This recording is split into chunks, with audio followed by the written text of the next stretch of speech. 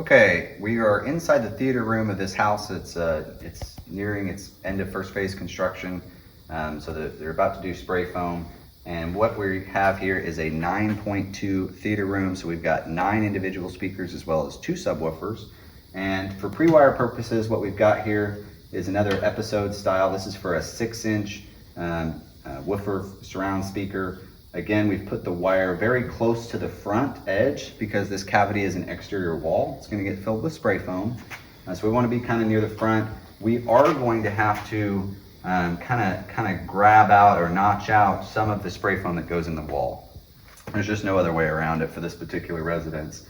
So we've got a couple of feet of extra wire here. It's pretty simple. Drywall guys will do us a solid by going ahead and cutting this out. The hole will already be here. We'll just reach in, grab our wire, cut as much foam out as necessary, and mount the speaker. Now this is for the left surround speaker.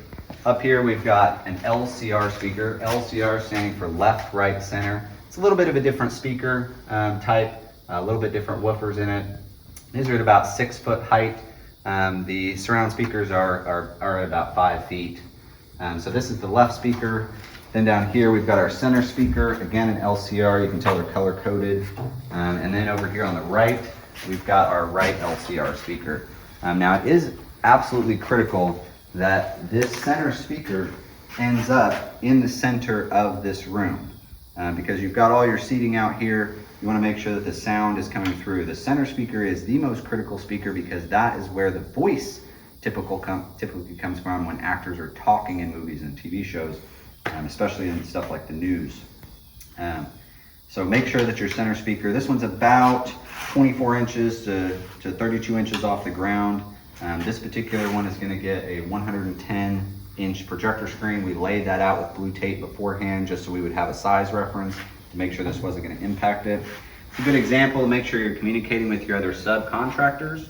So here we had the main water lines coming into the house. This was originally supposed to be an emergency shutoff here. I spoke to them about this, what the issue was. The risers were all the way up here at one point. They've cut those down and just come into the very next stud bay just to stay away from our stuff. Also want to make sure that you keep electrical wires away from your speakers. This is probably about as close as I'd want one. The electrical wires, even though they're insulated, you've got bare speakers in there. They're not inside of an enclosure.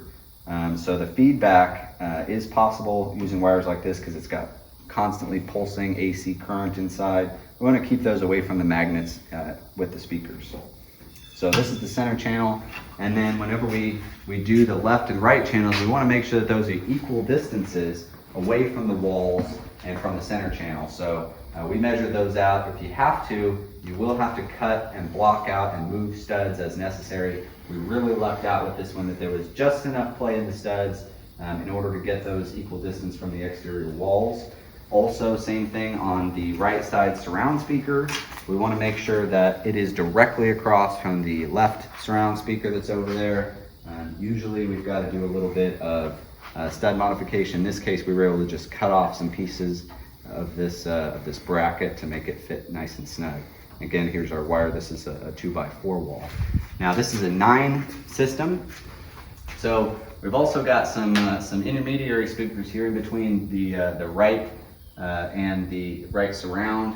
We've also got a right high. We're going to put these are for 8-inch speakers, but they're actually 6-inch angled speakers.